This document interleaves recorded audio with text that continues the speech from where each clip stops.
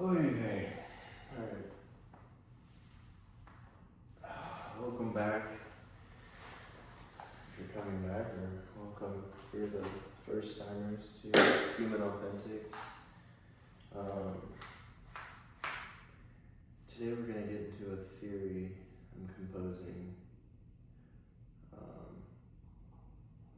That came out today. Journal. You'll find some things. Okay, so this, we'll get to the doubt, but Human Authentics, this is where I'm at right now. And this is the theory that I've been looking into. So it starts with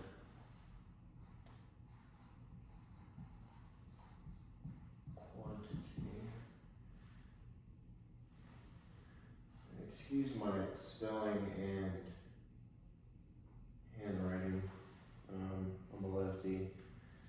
Preschool teacher was cute. She was a lefty. Here we are. So, always had a love for women. So, always will. Women are creatures that deserve to be respected, protected, provided for, valued, cherished. All creatures should, but I think when it comes to women, as a man, when it comes to women, children, elderly, the innocent, these collections of people, like I said, need to be protected, provided for, watched out. I was getting into this today. I think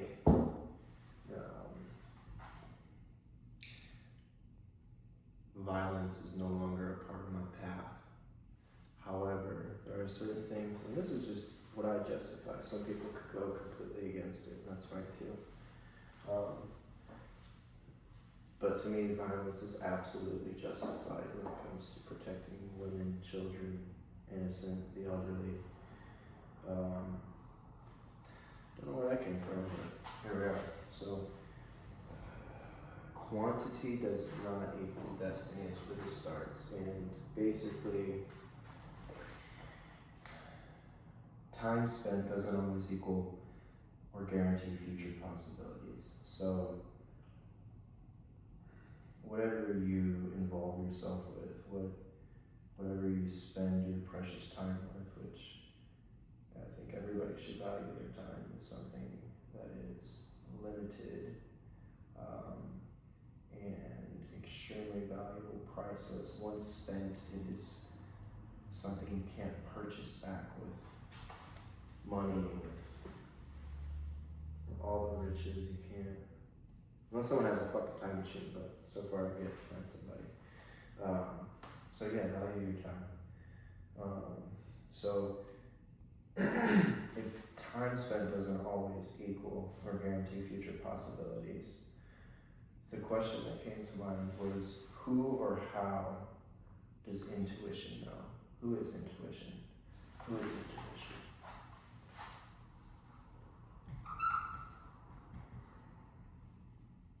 Who is or how does intuition work?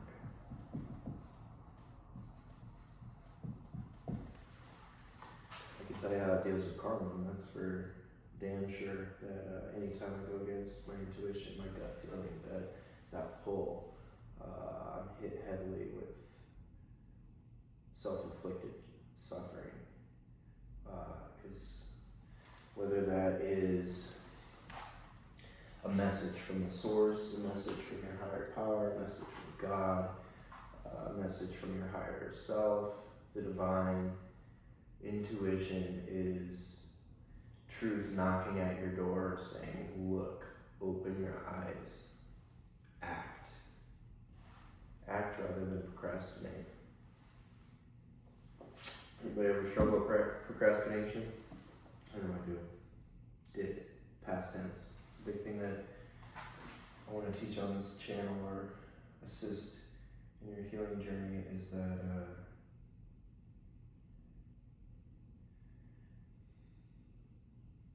a lot of things. I don't want to just leave it at one. Does it take death to understand?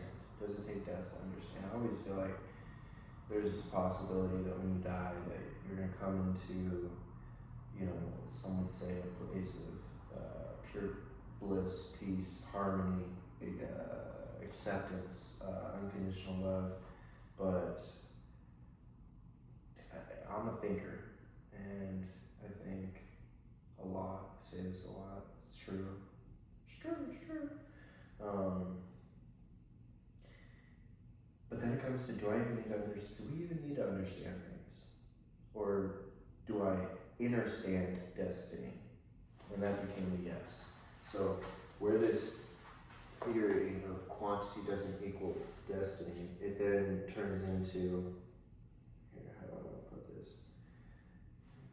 Understanding destiny through intuition. So this then becomes still destiny.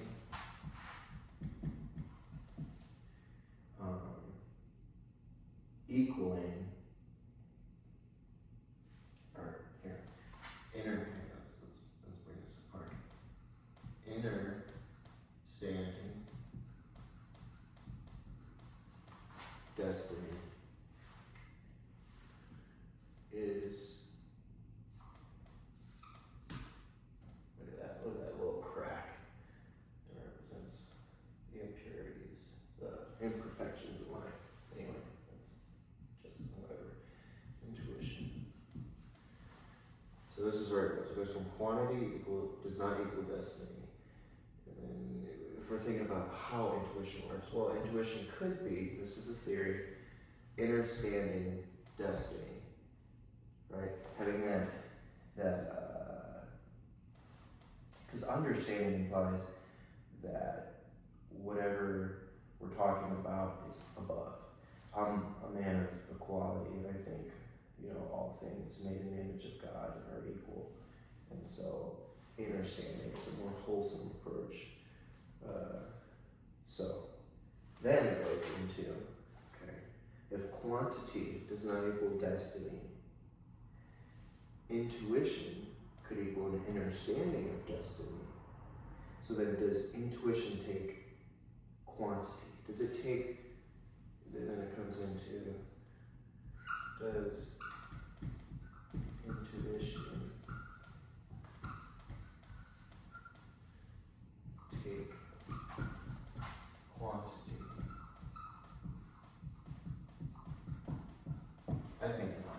I don't think it takes a surplus or abundance of something to have intuition. I think it's just something that we're gifted if our palate is cleansed. Like, I'll put it like this. There was a time where I used to do some illicit substances, and my intuition was in muddy water. My intuition was in muddy water. It was very, I don't want to say delusional, because hallucinations are just something seen by one and not by others. So it was real what was happening, but my intuition was shocked. But if intuition does not take quantity, we're going to erase that. It's okay to detach from things in life. So then, does quality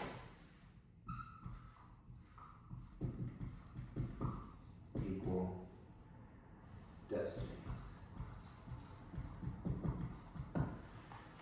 Are you on your destined path if you are living a life of quality? And quality can be defined by any person's perspective, but I think so. And so,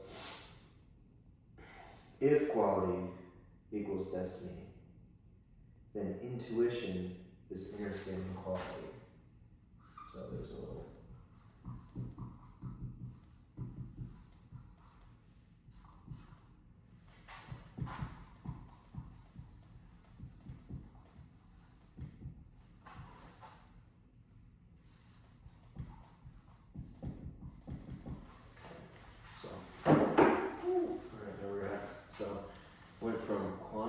not equal destiny. So just whatever you're spending, if this is time, spending with, doesn't mean that that manifestation is destiny.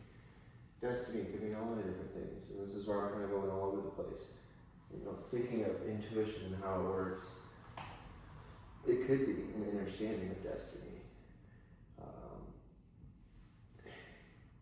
And if we switch it, right? If quality equals destiny, living a life of quality, and we're understanding that, maybe that's our intuition. Maybe that's where we get that knock and it says to go left, to go right, to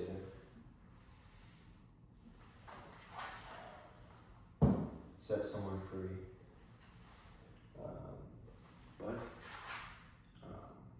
something that I have kept consistent with this channel is Tao Te Ching. And so, of course, we'll pull a reading and see what it has to say today. Oh my God.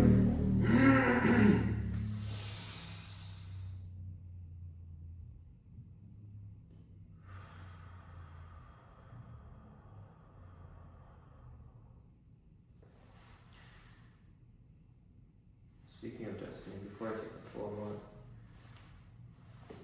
nothing from anybody, but I recommend something, and I'll do it with you. So what I want you to do is take a deep inhale, okay? Slowly exhale to the very bottom.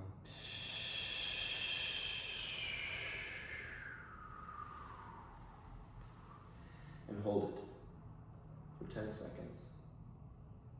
Imagining that that was your last breath. Looking back over your life.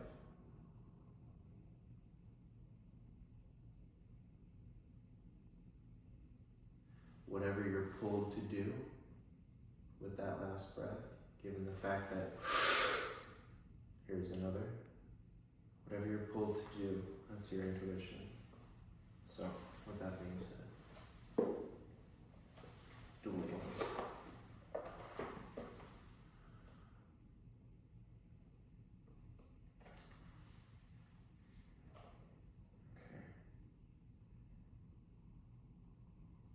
I feel like there's a,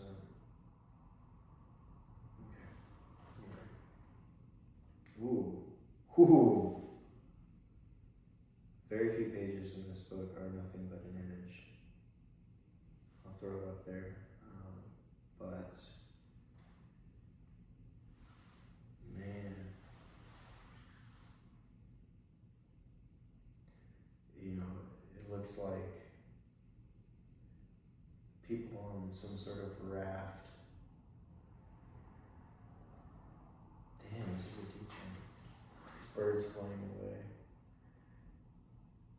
Where are they flying to? Damn, I don't think I've ever opened up to this page. Mountains in the background, or maybe those are souls. Maybe those are souls. Maybe those are the loved ones that we've lost, watching over as we go about our day.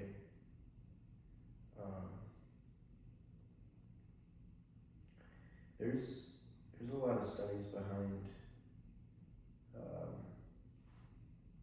thinking of death throughout your day. Actually can enhance your perception on life, your position in life, your view and love for life, because all of this is temporary. Everything in life is temporary. Some things might last longer than others, but this fucking skin suit, this little flesh, whatever the fuck you want to call it, is temporary.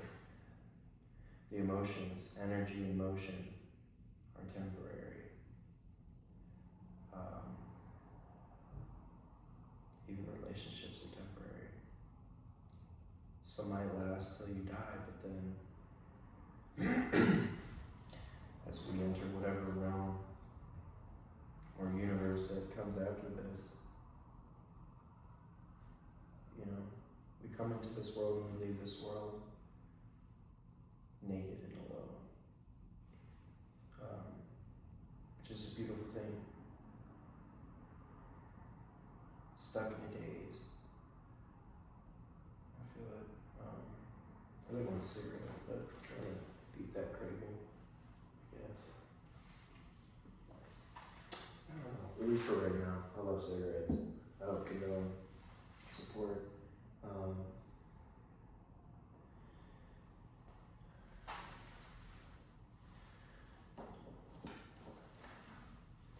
This is a weird one. This is a weird fucking day, a weird, I don't know if you want to call this a podcast or just a channel, like Human Authentics. It's a weird one, you know, going through emotions. I think whenever I let a loved one go, it hurts because it doesn't necessarily mean forever, but it's by choice. And if you've been around a lot of death, which I have, lost a lot of loved ones, I may have lost them, but those who have since passed gained them. And for my own sanity, I like to believe that the ones that I've lost, wherever they go, are in a place where suffering is no longer pain, is no longer complete acceptance, and love is omnipresent, is unconditional, is with them. But if anybody watches this and you're ever struggling with losing a loved one, or you're confused about the stages of grief and you want to tap in, and I'm always here. But maybe the fact that we pulled the page that doesn't have words, maybe the lesson for all of this is just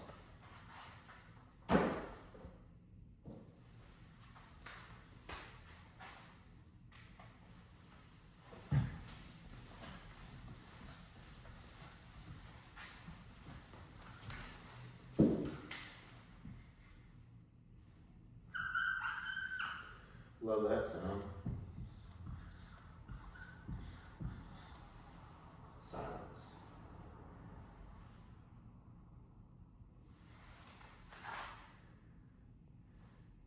The spaces between movement.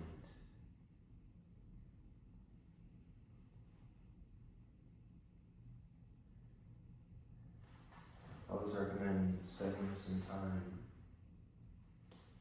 alone with yourself, like I'm doing right now in the middle of this fucking building. Because if you have clarity in your mindset,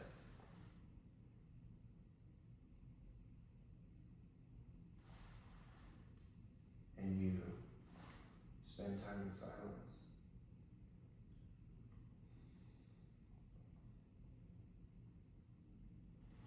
silence is different than isolation. Being alone is different than isolating. Being alone can be very helpful, healthy. Isolating implies some form of avoidance or neglect or separation, where you can be alone in silence and